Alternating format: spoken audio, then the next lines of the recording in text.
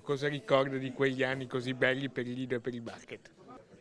Posso ricordare che le nostre squadre di pallacanestro hanno giocato per 10 anni con sponsor molto importanti, perdendo pochissime partite, vincendo anche un record mondiale. Abbiamo vinto la Coppa del Centenario della Reyer e ci è stata consegnata dopo 30 anni. Per quanto riguarda il mio lavoro, ho creato per il momento 100, 150, 200 posti di lavoro.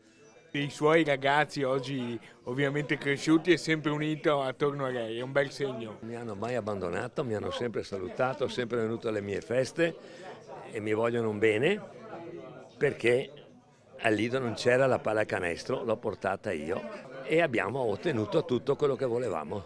C'è tanti progetti, però ce n'è invece uno che presto si concluderà, quello della piscina olimpica per il Lido. Io mi auguro che qualcuno capisca che portare una piscina olimpica al Lido non è portare una gara di nuoto, è da portare centinaia di persone che assistono alle gare e ai campionati europei italiani che abbiamo in progetto noi. Prima cosa, il basket come è cambiato in questi anni, i suoi anni, il basket di oggi?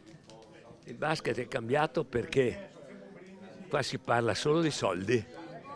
Prima si parlava solo di passione, i vicentini giocavano per il Vicenza e i veneziani per il Venezia. Adesso praticamente ogni squadra, tra americani, gente di colore e quello che volete metterci voi, praticamente i locali non ci sono più. E quindi si gioca per i soldi e non con il cuore.